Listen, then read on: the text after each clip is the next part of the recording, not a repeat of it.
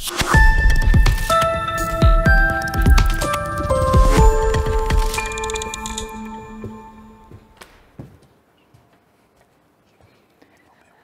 dobry, bardzo dziękuję za zaproszenie na to wydarzenie. Czuję się wzruszona, że mogę opowiedzieć o badaniach moich i mojego zespołu.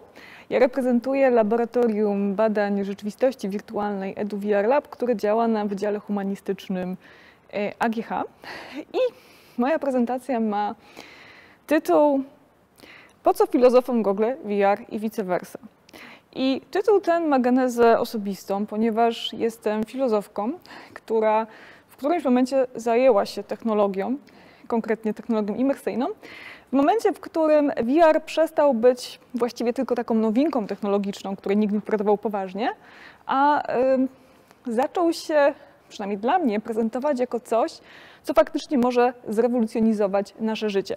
I obecnie rzeczywiście tak uważam, że to się po prostu dzieje i że technologie imersyjne, nie tylko VR, ale też AR, Mixed Reality, to jest taki moment w kulturze, w którym być może będziemy musieli przeprojektować nasze życie na nowo. Może jeszcze tego nie widzimy, niektórzy nas to widzą, ale może się tak zdarzyć, że będziemy musieli przedefiniować bardzo wiele kategorii.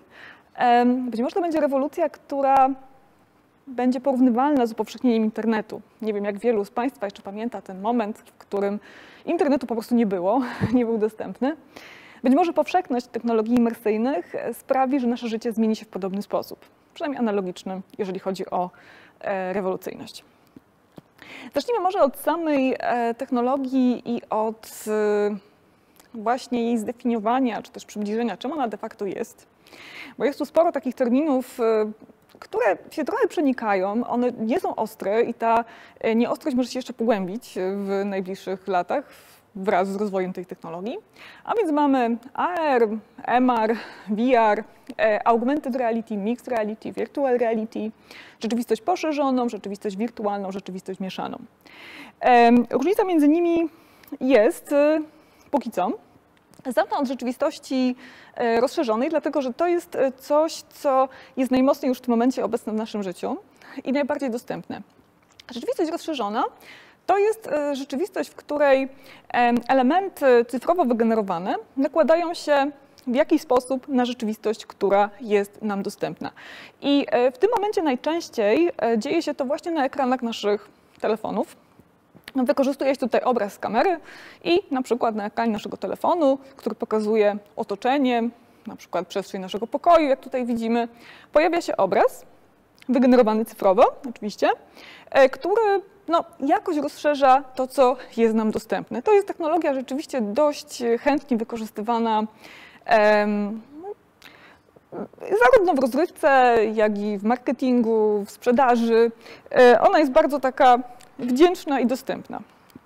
Drugi typ to jest rzeczywistość wirtualna, czyli to, w czym ja siedzę przede wszystkim w tym momencie, ale to akurat tak się po prostu złożyło, że to jest taki moment, w którym badania mojego laboratorium się skupiają po prostu na VR-ze, a nie akurat na AR-ze. Rzeczywistość wirtualna polega na tym, że jakby przenosi nas w przestrzeń, która jest całkowicie cyfrowo wygenerowana. To znaczy przenosimy się, mówiąc dość lapidarnie, do świata całkowicie wirtualnego, przenosimy się razem z całym naszym ciałem. To znaczy, ten świat oczywiście nie jest jeszcze idealny, ale przenosimy się tam z naszym ciałem, możemy się w tym świecie poruszać, możemy się w tym świecie wspinać, pływać, chodzić. Jest to skonstruowane w ten sposób, że mamy właśnie cyfrowo wygenerowaną rzeczywistość oraz czujniki śledzące, które po prostu które odtwarzają w tej cyfrowej rzeczywistości nasze rzeczywiste ruchy. Z mimiką jest gorzej, chociaż jest już też taka technologia, ale w każdym razie ruchy rąk, ruchy głowy. Właściwie możemy markerę wszędzie przypiąć i wtedy będziemy mieli jakby przeniesione do wirtualnej przestrzeni całe nasze ciało. No i to faktycznie wygląda tak, że po prostu świat wokół nas zmienia się całkowicie. Tutaj akurat na tym slajdzie mają Państwo relację z wydarzenia, które organizowało moje laboratorium wspólnie z OES-em. I to był taki panel w wirtualnej rzeczywistości, w którym spotkało się wielu badaczy i teoretyków wirtualnej rzeczywistości i każdy z nas był gdzie indziej fizycznie. I tutaj akurat tylko na jednym z tych obrazków widać fragment tej cyfrowej rzeczywistości, w której byliśmy, podczas gdy właśnie każdy z nas ktoś był w Łodzi, ktoś w Warszawie, prawda, ktoś w Krakowie, także to działa po prostu w ten sposób. Mamy świat alternatywny. I jeszcze mamy rzeczywistość mieszaną, która w tym momencie jest najsłabiej dostępna, jeżeli chodzi o koszty, właśnie to jest dość droga technologia, ale jednocześnie ona jest być może najbardziej obiecująca na przyszłość, jest najwygodniejsza i też można ją bardzo ciekawie wykorzystać. To jest technologia, która pozwala nam dzięki założeniu półprzejrzystych okularów na przykład dalej znajdować się w przestrzeni, którą znamy. Nie przenosimy się do świata w pełni wirtualnego, jak w przypadku VR, ale w tym świecie pojawia się coś nowego. Zazwyczaj w postaci hologramów, które postrzegamy po prostu jako realnie obecne w naszej fizycznej przestrzeni. Także to jest bardzo, bardzo ciekawe rozwiązanie technologiczne. Ono jest w tym momencie już dość dobrze zagospodarowane, na przykład w przemyśle. O, tutaj mają Państwo, już przechodząc do wykładu, konkretnie do tematyki tej, która mnie interesuje najbardziej, czyli do VR-u, mają Państwo przykład właśnie tego, jak VR może działać. Czyli VR może działać w ten sposób, że właśnie tak jak na tym panelu dyskusyjnym, o którym wcześniej mówiłam, osoby, które są daleko od siebie, mogą się we wspólnej przestrzeni spotkać i to spotykają się cieleśnie. Jesteśmy w tej przestrzeni po prostu wraz z naszymi ciałami, które są prezentowane w formie awatarów, ale jednak jesteśmy obok siebie, możemy sobie coś pokazać, możemy się na siebie popatrzeć. To działa troszeczkę inaczej niż platformy komunikacyjne typu Teams czy Skype, ale też w VR-ze możemy zrobić coś zupełnie innego. Mianowicie możemy uciec całkowicie od bolączek naszego codziennego życia, czyli zanurzyć się w świat bajkowy, w świat, w którym spotkamy bohaterów naszych ulubionych opowieści, ulubionych filmów, który pozwoli nam też przyjąć zupełnie inne role niż nasze role codzienne. I to jest taka opcja, która jest z jednej strony szalenie kusząca, a z drugiej strony postrzegana też często jako niebezpieczeństwo.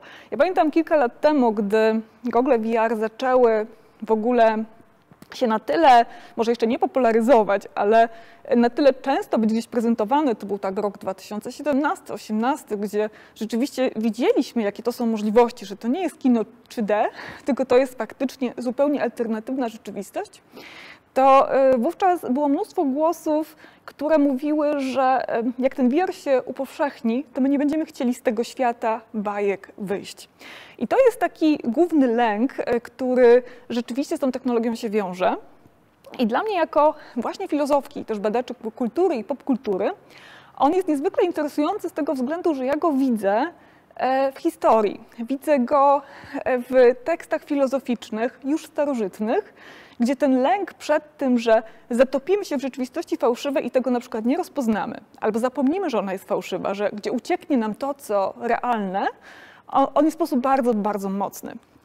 I to oczywiście są teksty filozoficzne, ale to są także dzieła popkultury. I tutaj chciałam przywołać taki film z 1982 roku, Tron. On później miał remake'i, ale on świetnie pokazuje, jak te lęki wyglądały 40 lat temu już, prawda? To wyglądało w ten sposób, tak sobie to ludzie wyobrażali, że komputer, który w tym czasie nie był jeszcze czymś takim powszechnym, że on może nas wessać i my po prostu utoniemy w tych przestrzeniach komputerów i tyle nas widzieli. No właśnie ten cyfrowy świat jest w kulturze trochę postrzegany właśnie jako coś, co jest trochę creepy, trochę niesie grozę, coś, co może nas wciągnąć w sensie dosłownym. Teraz już wiemy, że to pochłonięcie przez świat cyfrowy, ono troszeczkę inaczej wygląda, jak sobie wyobrażali ci autorzy, ale ciągle ten lęk gdzieś nam towarzyszy.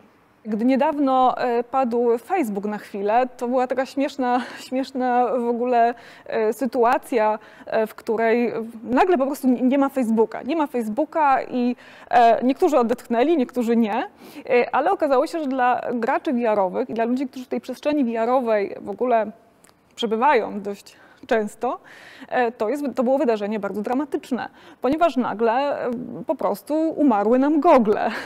Tutaj dla Państwa, którzy może nie są tak blisko z technologią wirtualnej rzeczywistości, to wspomnę, że najpopularniejsze obecnie i najtańsze rozwiązanie VR-owe jest właśnie skoordynowane z Facebookiem i można się logować w tym momencie tylko przez konto facebookowe. Także pojawiło się mnóstwo takich dowcipów, gdzieś przywracających te lęki, które zobrazował film Tron z 1982, że jacyś gracze, którzy byli po prostu w VR-ze, w tym momencie, gdy padł Facebook, zatonęli w tej wirtualnej rzeczywistości i już z niej nie wrócą. To jest dla mnie bardzo ciekawe, bo to też po prostu pokazuje, jak nasza kultura po prostu pełna jest lęków przed technologią, technolęków. No, ale zanim zaczęły się lęki przed technologią, to były lęki przed rzeczywistością fałszywą. I te lęki spotykamy już u Platona, to jest starożytny filozof, który opowiada nam właśnie taką hipotezę, to jest taka metafora właściwie świata. Mówi, a co jeśli jest tak, jeżeli my tak naprawdę nie wiemy, jaka jest prawdziwa rzeczywistość? Jeżeli jesteśmy jak ci więźniowie w jaskini, przykuci kajdanami do ściany, którzy za rzeczywistość biorą tylko cienie, które na tej ścianie się wyświetlają. Co jeżeli tak jest? To nie jest jedyny filozof, który takich rzeczy się boi. Mam wrażenie, że prawie każdy filozof boi się, że rzeczywistość, która go otacza, nie jest rzeczywistością prawdziwą. Inny filozof nowożytny, Kartezjusz, powraca z bardzo podobnymi lękami. Mamy wiek XVII i mamy Kartezjusza, mamy Kanta, którzy mówią, a co jeśli jest tak, że ktoś mnie oszukuje, że świat wokół mnie skonstruował jakiś złośliwy geniusz. Ja nie wiem, czy ja jestem w świecie prawdziwym. W XX wieku do tych lęków powraca Jean Baudrillard i je eksponuje, mówi, że rzeczywistość jest symulacją. No właśnie, skąd te lęki, skąd tak mocne lęki przed tym, że rzeczywistość po prostu jest fałszywa? Te lęki towarzyszą nam cały czas. Tutaj ten slajd zobrazowałam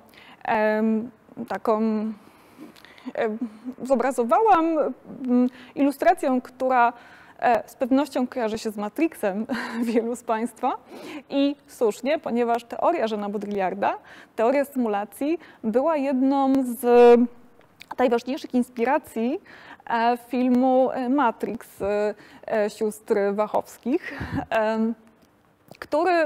to jest film, który już jakby konkretnie mówi o technologii, o tym, że właśnie ten fałsz rzeczywistości, to, że my się mylimy, może być spowodowane właśnie przez to, że jakby coś tu technologia po prostu porobiła z naszym życiem.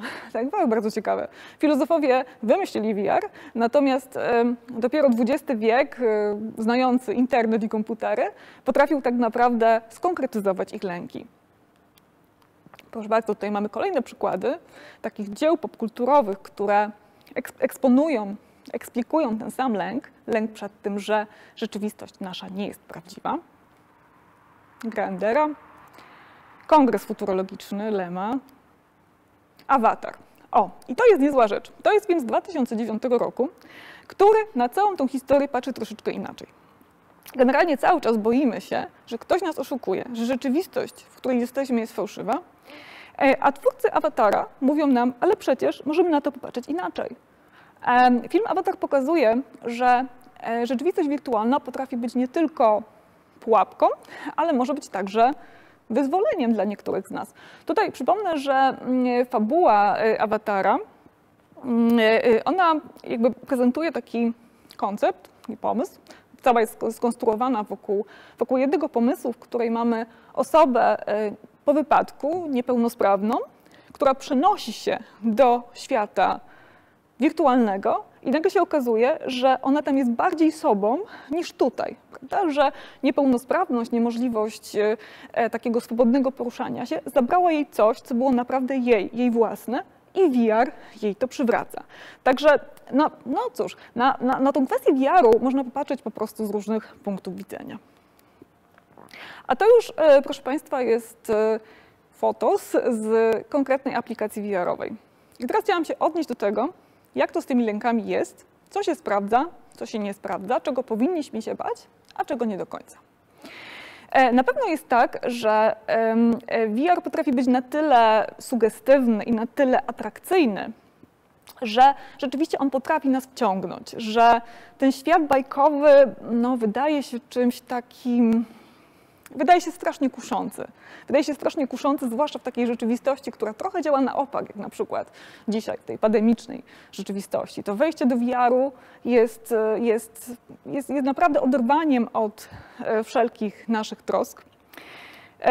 No właśnie, możemy sobie powalczyć na miecze z Lordem Vaderem, możemy wskoczyć do króliczej nory wraz z Alicją w Krainie Czarów. Możemy też się bać. Właśnie w VR bywa bardzo strasznie, to znaczy jak jest horror w VR-ze, jeśli ktoś lubi się bać, to on jest bardzo straszny. I rzeczywiście jest tak, gdy zanurzamy się w świat strachów VR-owych w VR-ze, to również to potrafi oderwać nas od lęków naszej codzienności, które nagle jakby bledną. Z VR-em jest tak, że tam wszystko jest trochę bardziej, że wszystko odczuwamy znacznie mocniej niż na ekranie zwykłym po prostu komputera, więc to pod tym względem to rzeczywiście VR jest tutaj, jest pokusą i jest pewnym niebezpieczeństwem. W tym momencie tak naprawdę z przyczyn praktycznych nie jesteśmy w stanie w VR-ze wytrwać zbyt długo. Przeciętny użytkownik jest w stanie wytrwać w VR-ze tak do 2 godzin. Taki przeciętny, nieprzeciętny jest w stanie wytrwać trochę więcej, ale tutaj te przeszkody w chwili obecnej one są bardzo takie pragmatyczne i prozaiczne, to znaczy same gogle są dość ciężkie, parują, głowa po prostu boli od samego właśnie ciężaru tych gogli, dlatego w tym VR-ze jesteśmy tak krócej niż zwykle. Ale gdyby te gogle były na przykład lżejsze, gdyby były jak zwykłe słoneczne okulary, być może świat Alicji w Krainie Czarów wciągnąłby nas znacznie dłużej. Być może faktycznie byłoby tak, że nie chcielibyśmy z niego wychodzić. No właśnie, to jest jedna strona medalu, która się śniła filozofom, bo są rzeczy, o których się filozofom nie śniło, ale VR akurat się śnił. Natomiast z technologią jest tak, że ona potrafi nas też zaskoczyć. Nawet jeżeli sprawdzi się rozwiązanie technologiczne, które przewidzieli wielcy futuryści, to może się okazać, że my inaczej będziemy z tej technologii korzystać, niż ci futuryści czy filozofowie przewidywali. I teraz to się faktycznie stało, jeśli chodzi o użyteczność VR-u. Otóż jakby jedna sprawa jest taka, że on faktycznie oferuje nam eskapizm, że on zachęca nas do ucieczki od świata, ale druga rzecz jest taka, że VR też ze światem rzeczywistym, z realem się świetnie łączy. Świetnie, na tyle dobrze się łączy, że właściwie nie ma sensu już tak bardzo rozdzielać świat realny, świat wirtualny, bo one po prostu ze sobą świetnie współgrają. I tutaj chciałam Państwu pokazać takie rozwiązania VR-owe, które w chwili obecnej wydają się najbardziej obiecujące i do których nawet się chętniej sięga niż do gier. I pierwsza rzecz to są rozwiązania edukacyjne, w których możemy w VR-ze zasymulować, przećwiczyć, przetrenować jakąś sytuację, która jest ryzykowna w treningu takim zwykłym, prawda, fizycznym, bez użycia wirtualnej rzeczywistości. Powiedzmy operację chirurgiczną. Możemy też w VR-ze zwalczać nasze lęki. Wyobraźmy sobie sytuację, że mamy lęk wysokości, lęk przestrzeni. VR pozwala nam w takim bezpiecznym środowisku to przetrenować, to przełamać.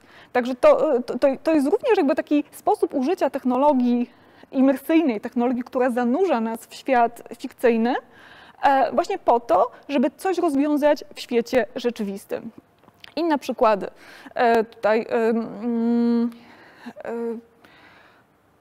leczenie schorzeń wzroku, trenowanie wzroku. To jest akurat bardzo konkretne rozwiązanie, zresztą takiego krakowskiego startupu, który tutaj Państwu pokazuję na jednym ze zdjęć, gdzie można za pomocą takich ćwiczeń w VR-ze po prostu rozwiązać pewne problemy z zezem na przykład. Także kolejne zastosowanie po prostu VR-u, które nie jest eskapistyczne, tylko przeciwnie, ono pomaga nam włączyć się z powrotem do rzeczywistości. Kolejna rzecz, która jest niezwykle interesująca, jeśli chodzi o użytkowanie tej technologii i w którą stronę w ogóle ta technologia poszła, to to, że właściwie kreuje się oczywiście światy całkowicie obce, całkowicie nierzeczywiste, ale jednocześnie znacznie chętniej, zarówno jeśli chodzi o użytkowników, jak i też producentów filmów 360 czy aplikacji VR-owych, jest użycie tej technologii do tego, żeby przybliżyć nam coś, czego w danym momencie albo w ogóle nigdy nie moglibyśmy zobaczyć, a co jest całkowicie realne. Czyli na przykład możemy w goglach VR-owych możemy wejść na Everest. możemy odwiedzić International Space Station. Także to są jakby kolejne takie rzeczy, kolejne sposoby, w których VR tak naprawdę przybliża nam rzeczywistość, a nie od niej oddala. Gdy wybuchła epidemia i pojawił się pierwszy lockdown, była bardzo ciekawa w ogóle seria doświadczeń VR-owych, która zresztą dalej jest kontynuowana. To jest jakby pokazywanie, co w danym momencie dzieje się w jakim mieście. Mogliśmy założyć gogle w domu. Przypominam, że no, przecież to nie było dawno, byliśmy w tych domach zamknięci, nie mogliśmy w ogóle wyjść. Zakładamy gogle i jesteśmy na ulicy Praskiej. Jesteśmy w Madrycie, jesteśmy w Barcelonie, jesteśmy we własnym domu, prawda? Dlatego że z domem przesadziłam, ale możemy być w miejscowości naszych rodziców. Nie możemy się z nimi spotkać fizycznie, ale możemy zobaczyć, co się tam dzieje. Także bardzo szybko po prostu technologia odpowiedziała na nasze podstawowe wtedy zapotrzebowanie, które nie polegało na tym, że my chcemy uciekać od rzeczywistości, tylko my chcemy, żeby ona działała znowu z powrotem tak, jak my tak jak zawsze. I VR dawał nam namiastkę po prostu tego. Oczywiście nie wszystkim, tylko tym, którzy mieli gogle. Kolejny sposób, w jaki VR potrafi nie tyle oddalić nas od rzeczywistości, ile przybliżyć, są takie aplikacje również bardzo chętnie tworzone, które mają na celu mają taki bardzo społeczno włączający właśnie cel, czyli to, co tutaj Państwu pokazuję na prezentacji. Jedna z tych aplikacji pokazuje rzeczywistość osób, które zamieszkują rejony ogarnięte konfliktem wojennym. Zwykle czytamy o tym tylko w gazetach. Tutaj możemy tego doświadczyć. Możemy się wraz z nimi pojawić w ich sytuacji.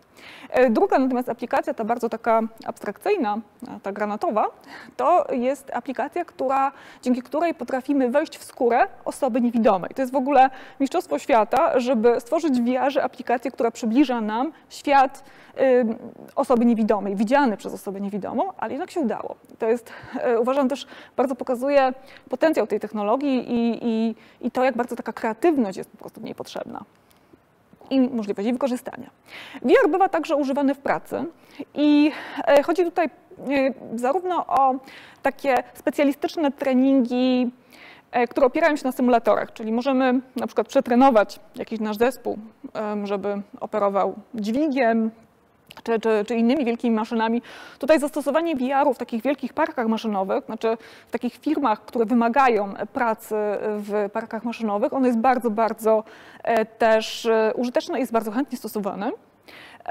Ale VR także nieźle się sprawdza jako takie narzędzie projektowe, w którym w tej wirtualnej rzeczywistości możemy po prostu coś zaprojektować, właśnie jakiś model 3D, jakiś świat, stworzyć właśnie jakiś wstępny prototyp. To jest też bardzo ciekawa rzecz. No i ostatnia kwestia, której powiedziałabym, że właśnie w tych futurystycznych wizjach było jej najmniej, tak sądzę. No, tak, było jej mimo wszystko najmniej, to jest to, że VR jest przestrzenią komunikacji. I on jeszcze tak z 2-3 lata temu nie był tak bardzo przestrzenią komunikacji jak teraz, ale VR to także szereg platform społecznościowych, w których w postaci awatarów rzeczywiście możemy spotkać swoich bliskich bądź dalszych, w ogóle ludzi po prostu z każdej strony świata. Właśnie wirtualne biura, spektakle przeniesione do VR-u, festiwale przeniesione do VR-u. To jest taki potencjał tej technologii, który eksplodował wręcz w marcu 2020. W marcu 2020, czyli właśnie wtedy, gdy pojawił się pierwszy lockdown, mieliśmy taką paradoksalną sytuację także dla badaczy VR-u, bo my się też tego nie spodziewaliśmy. Mianowicie okazało się, że za pomocą VR-u można się zalogować do rzeczywistości.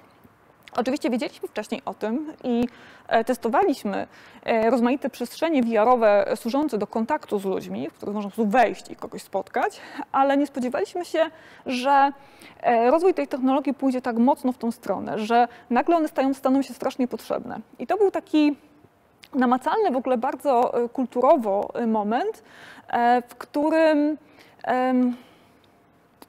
właśnie zobaczyliśmy, że ta wirtualna rzeczywistość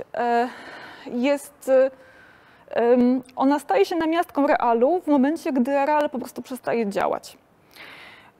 Pamiętam taką sytuację w marcu 2020, jak weszłam do aplikacji Altspace, która zresztą tutaj jest na obrazku. Spotykam jakąś osobę, widzę mnóstwo ludzi. Nikt w tej aplikacji wcześniej nie było w ogóle ludzi. A nagle jest masa osób, która robi różne rzeczy. Ktoś tam piecze kiełbaskę przy ognisku, ktoś tam coś ogląda, ktoś gra w koszykówkę. I podchodzi do mnie ktoś i pyta się dziecięcym głosikiem: "Are you a human?" Także to było naprawdę niezwykłe przeżycie pod tym względem, że jakby widzimy, że ten VR poszedł w tą stronę zupełnie inną niż byśmy się spodziewali. Stał się właściwie wtedy taką oazą na moment, w której można było po prostu poczuć się znowu z ludźmi, siąść z nimi przy wirtualnym stole, na wirtualnych fotelach. Oczywiście ten aspekt VR-u, on jest jeszcze wybitnie wysoce, jest niedoskonały. To jest bardzo, bardzo jakby dużo takich niedociągnięć jeszcze technologicznych, ale już widzimy w tym momencie, że w tą stronę VR się będzie rozwijał. Zresztą też projekt Metaverse właśnie to zapowiada. Ja mam mieszane odczucia co do tego projektu, ale postrzegam go jako właśnie takie błyskawiczne wykorzystanie możliwości, którą tak naprawdę wybrali ludzie, a nie producenci technologii. No, tutaj mają Państwo właśnie na tym obrazku moją ulubioną przestrzeń do spotkań właśnie w VR-ze, której zresztą sama używam i używałam też wcześniej od czasu właśnie lockdownu do spotkań ze współpracownikami. Tutaj mamy foto z jednego z festiwali filmów eksperymentalnych, to jest festiwal Go East Wiesbaden, który wiosną 2020 po prostu przeniósł się do VR-u, szybko zareagował po prostu na to, co się dzieje i zamiast odwoływać wydarzenie, po prostu przeniósł go do VR-czata. Także to jest też jakby fajny sposób, fajny przykład na to, jak bardzo wtedy, gdy go potrzebujemy, potrafimy być kreatywni w wykorzystaniu rozwiązań technologicznych, które są aktualnie nam dostępne. No tutaj właśnie też przykład spotkania w VR-ze. To jest akurat jedno z moich cyberciał i to jest w ogóle ciekawa historia, bo tutaj spotykam się z moim kolegą, z którym planowaliśmy współpracę i przeszkodził nam lockdown. Więc zaczęliśmy spotykać się w tych cyberciałach. Było to bardzo dziwne dla nas doświadczenie, a w tym momencie już się spotykamy w formie takiej normalnej, już realnej, a nie wirtualnej, ale to była chyba pierwsza sytuacja taka, w której znam kogoś bardzo dobrze w postaci cyberciała i ja też jestem tutaj w takiej postaci znana, a dopiero później przechodzimy do tego kontaktu właśnie fizycznego i musimy się na nowo nauczyć własnych ciał i tej komunikacji. I to były szanse, a teraz przejdźmy do wyzwań i do ryzyka. No więc właśnie zacznijmy od cyberciała. Tutaj mają Państwo moje 3 cyberciała do wyboru. Mam mnóstwo cyberciał, ale tak naprawdę się tylko z tym jakoś utożsamiam i tylko przez to cyberciało, które tutaj widać, które nie jest do mnie chyba w żaden sposób podobne, może poza kolorem odzieży, tylko przez nie się jestem w stanie skutecznie komunikować. Natomiast tutaj są przykłady cyberciał, które są stworzone w rozmaitych aplikacjach, które do różnych celów służą. I te dwie skrajne aplikacje, one są aplikacjami takimi profesjonalnymi właśnie do tego, żeby się spotkać i wspólnie pracować. Ta środkowa to jest najstarsza aplikacja społecznościowa VR-owa, czyli Altspace.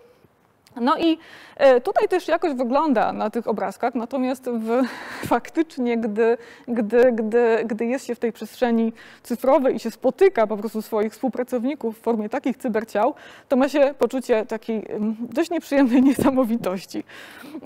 No bo właśnie po prostu jeszcze nie do końca wiemy, jak to nasze cyberciała projektować. Tutaj to cyberciało z moją twarzą, no niestety to jest moja twarz, chociaż ciężko jest mi się do tego jakoś przyzwyczaić, bo ten awatar jest stworzony w taki sposób, że ja po prostu staję przed ekranem komputera, mój komputer robi mi jedno zdjęcie, po czym generuje awatara, jakby dorysowując mi rozmaite, dointerpretowując, prawda, pozostałe części mojego ciała i w efekcie moja twarz z boku wygląda na płaską, moje ręce są w kolorze takim, jaki Państwo widzicie, jakimś takim oliwkowym, no włosy się kończą tutaj, no bo Akurat ten algorytm nie uwzględnił tego, że włosy mogą być dłuższe, no i w ogóle wygląda to strasznie dziwnie. Gdy spotykamy się w postaci takich awatarów w VR-ze, to jest to uczucie takie mocno nieprzyjemne, ponieważ widzę osoby, które znam i wiem, że te awatary coś mają z nich, ale jednocześnie patrzy na mnie jakiś dziwny sobowtór, który takimi martwymi, nieruchomymi oczami, jest to naprawdę dziwne, a jeszcze jego mimika nie do końca odpowiada temu, co ja słyszę, prawda? Bo tutaj też oczywiście transmitowany jest głos. Także te awatary, one są takie niezbyt jeszcze doskonałe. Ten awatar po prawej stronie z kolei, on również tutaj twórcy tej aplikacji Engage zastosowali taką politykę też realistyczną, czyli moje ręce są w całości, poruszają się i one się poruszają. VR śledzi tylko moje nadgarstki, a więc te moje ręce, one się poruszają w sposób dziwny, bo właśnie to jest dopisywane już przez algorytm i zdarza się, że moje ręce gdzieś przeplatają się przez mój brzuch, tutaj przebijają. Także no jest to naprawdę dziwne uczucie z tymi cyberciałami i to jest właśnie rzecz jeszcze do poprawy. Ale tym, co jest ważne, jest to, że tak naprawdę to nie jest sprawa technologii cyberciało, tylko to jest sprawa dla filozofa. To jest właśnie jakby kwestia cyberciała, jest moim zdaniem nowym problemem filozoficznym, dlatego że żeby stworzyć dobre cyberciało, które nadaje się do kontaktu, my jakby na nowo musimy zastanowić się nad tym, czym jest komunikacja i jaką ciało pełni rolę w komunikacji. Także to jest niezwykle ważne, bo pytanie jest takie, dlaczego w tych cyberciałach, które nie są realistyczne, ja się czuję sobą i jestem odbierana jako ja, a w tych realistycznych jestem odbierana właśnie jako niesamowita, mówiąc bardzo, bardzo oględnie. Musimy się zastanowić nad tym, co tak naprawdę w naszych ciałach jest nasze, a co nie jest nasze. Do kiedy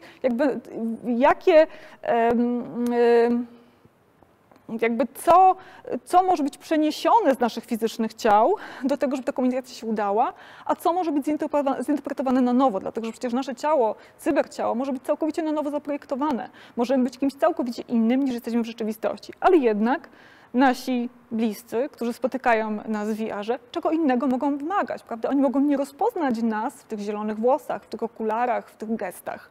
Także to jest właśnie kwestia do przemyślenia i do przeprojektowania, ponieważ to dzieje się już teraz. I być może za moment już będziemy o naszym cyberciele musieli myśleć jako po prostu uniformie, takim jak na przykład zakładamy do pracy. Kolejna rzecz, która tutaj się pojawia, która również jest do przemyślenia dla filozofów, dla humanistów, dla prawników, to jest kwestia, która troszeczkę wiąże się, która ma takie przełożenie na sprawy prawne. Kontakt w VR-ze jakby wywołuje w nas reakcje, których niekoniecznie spodziewaliśmy. Problemem jest, mówiąc wprost, na przykład sprawa molestowania seksualnego czy jakiegoś nagabywania. W każdym bądź razie chodzi tutaj też o szeroki aspekt takiej bańki intymnej, która nas otacza. Otóż wydawałoby się, że w VR-ze jesteśmy tymi cyberciałami, prawda? Jesteśmy po prostu rysunkowi i właściwie nie można nam zrobić krzywdy. Najwyżej ktoś może podejść do nas, uderzyć nas wirtualną ręką w twarz i nic się takiego nie stanie. Faktycznie będąc w VR-ze okazuje się, że ta bańka intymności, która nas otacza, ona potrafi być bardzo realistyczna i w momencie, gdy ktoś się za blisko do nas przysuwa, gdy ktoś napiera na nas, to jest to takie poczucie niezwykle właśnie fizyczne i bardzo nieprzyjemne. Czujemy się po prostu osaczani. A w VR-ze jest bardzo dużo takich eksperymentatorów, którzy właśnie potrafią osaczyć kogoś, zapędzić wróg. I badanie tutaj tych naszych reakcji, tego co wolno, co nie wolno, to jest sprawa dla filozofów, dla antropologów, dla psychologów, ale także dla prawników, którzy muszą jak gdyby na nowo opracować też kodeks tego, jak my się w tej przestrzeni cyfrowej musimy zachowywać, czy możemy zachowywać. Właśnie co nam wolno, czego nam nie wolno. Musimy na nowo zdefiniować takie kwestie jak bańka intymna, jak prywatność. To w momencie, gdy przenosimy się do cyberprzestrzeni z całym naszym ciałem, to wszystko wygląda zupełnie inaczej i to jest zagadnienie, które jest całkowicie nowe, z którym wcześniej po prostu do czynienia nie mieliśmy. Kolejna rzecz, która jest też do przemyślenia na dzień dzisiejszy, która może się wiązać zarówno z pewnym ryzykiem, jak i z szansą, to jest projektowanie przyjaznych środowisk. Że, tak jak mówiłam wcześniej, VR wszystko jest bardziej, czyli VR bardzo łatwo jest nas straumatyzować, bardzo łatwo jest nas przestraszyć. Stworzenie środowisk przyjaznych, w których będziemy się czuli bezpiecznie, w których będziemy się czuli sobą, jest dużym wyzwaniem. I to jest wyzwanie, które wykracza poza kompetencje technologiczne. Tutaj również psycholodzy, humaniści, badacze społeczni mają znacznie więcej do powiedzenia w tej kwestii. To nie jest naprawdę taka prosta sprawa z tym przyjaznym środowiskiem. Oczywiście kwestie technologiczne są również bardzo ważne, bo VR, w ogóle jakby poruszanie się w VR-ze, bardzo często musimy się mierzyć z chorobą symulatorową. Jest nam niedobrze, niekomfortowo także pod tym względem i to już jest kwestia, która jakby wykracza poza samo projektowanie i same zasady i po prostu wymaga też wprowadzenia pewnych takich technologicznych nowych rozwiązań. VR także przedefiniowuje jakby różne takie nasze... VR to także nowe teorie w odniesieniu do rzeczy z zupełnie innych bajek, takich na przykład jak film, jak tekst. Właśnie VR daje nam, VR każe nam jakby zupełnie inaczej popatrzeć na przykład na takie praktyki, do których jesteśmy przyzwyczajeni, praktyki takie jak pisanie, tworzenie, interpretowanie, to się wszystko zmienia. I tutaj zaraz dam Państwu przykład The Invisible Hours. To jest taka bardzo ciekawa aplikacja, która jest nie wiadomo czym, bo ona jest trochę grą, trochę filmem, trochę tekstem. Invisible Hours to jest aplikacja, która przenosi nas na wyspę, do domu, w której kroczymy za detektywem, jesteśmy niewidzialni dla nikogo. Wkraczamy na wyspie, do takiej starej willi i znajdujemy zwłoki Nikoli Tesli. W domu, w którym jesteśmy, znajduje się również szereg innych fantastycznych osób, takich jak Thomas Edison, jak Sarah Bernhardt. Ktoś zabił Nikolę Teslę. No i mamy do czynienia z klasycznym kryminałem. Kryminał jest w stylu Agaty Christie. Mniej więcej wiemy, czego się tu spodziewać. Trzeba po prostu sprawdzić, co robił każdy użytkownik, co ukrywa. Trzeba sprawdzić ślady. Tylko że my jesteśmy w zupełnie nowej sytuacji. Chociaż kryminał jest gatunkiem, który ma bardzo taką mocną tradycję w naszej kulturze, to nigdy nie byliśmy w takiej sytuacji jak The Invisible Hours. Jesteśmy w sytuacji ducha, który krąży po domu i podgląda użytkowników, podgląda mieszkańców, prowadzi sam osobiste, prywatne śledztwo i może być tam, gdzie aktualnie detektywa nie ma. To jest, ale może być świadkiem jakiejś bardzo ważnej sceny, która doprowadziłaby detektywa do odkrycia mordercy, gdyby tam był, ale jednocześnie w tym samym czasie nie może być gdzie indziej. Więc to jest bardzo, bardzo ciekawa rzecz, ponieważ to jest jakby taka konstrukcja dzieła, czy to literackiego, czy filmowego, ona każe nam zupełnie na nowo pomyśleć o roli autora, o roli odbiorcy. Tekst w tym wypadku kryminalny, staje się całkowicie, wymyka się tak naprawdę spod kontroli swojego twórcy, prawda?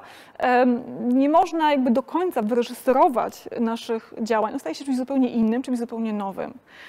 I jakby taka forma dzieła, która jest czymś bardzo pośrednim, która łamie granice właśnie filmu, gry, tekstu literackiego, jest czymś, co jest wyzwaniem nawet dla polonistów, prawda, którzy będą musieli zupełnie na nowo formułować pewne znane teorie. Kolejna aplikacja Westworld. To myślę, że wielu z Państwa zna serial Westworld. On był szalenie wciągający. Właśnie wszystkie sezony można było naprawdę pochłonąć w jeden weekend. I w tej aplikacji budzimy się jako, może od razu jeszcze najpierw kilka słów na temat Westworld, jeżeli nie wszyscy Państwo wiedzą. Westworld jest serialem, w którym w którym mamy park rozrywki zamieszkany przez tak zwanych hostów. To są takie, no powiedzmy, roboty. Oni razem po prostu tworzą taki park rozrywki w klimacie Dzikiego Zachodu i tutaj można do tego parku rozrywki kupić bilet, przyjechać, zabić jakiegoś tam hosta, prawda, albo wejść z nim w romans i tak dalej. Film był szalenie emocjonujący dla odbiorców i też bardzo głęboko komentowany. To jest też taka dość mroczna, futurystyczna wizja. Tutaj ta aplikacja VR-owa pozwala nam zobaczyć, jakby wcielić się w rolę właśnie tego hosta, który jest zabijany raz za razem, który się po prostu, nie wiem, wstaje, budzi się, ciągle jakby powtarza ten sam dzień. Pozwala to na zupełnie nowe, jak gdyby, zobaczenie tej historii. Także to są takie właśnie, VR też, on sprawia, że znane historie zaczynają funkcjonować w zupełnie nowy dla nas sposób i my też wcielamy się w całkowicie nowe role. My nie jesteśmy już tym odbiorcą, który po prostu siedzi sobie z popcornem i ogląda wszystko na ekranie. My musimy się w to zaangażować. My musimy zupełnie nową rolę przyjąć. Także to są też jakby kolejne po prostu wyzwania, kolejne ścieżki, jak gdyby dla naszej kultury, które VR przed nami rysuje. Kończąc już, myślę, że to, co zaprezentowałam Państwu, jakby pokazuje, że ta technologia, choć niedoskonała, jest wyzwaniem nie tylko dla informatyków, nie tylko dla programistów, ale także dla humanistów, dla filozofów, dla antropologów, dla psychologów. Przede wszystkim ta technologia też jakby otwiera niesamowitą przestrzeń dla naszej kreatywności. To jest ten moment, w którym możemy naprawdę zrobić w niej jeszcze wszystko, bo ono dopiero tak naprawdę wkracza do naszego życia i otwiera przed nami szereg możliwości. Dziękuję bardzo za uwagę.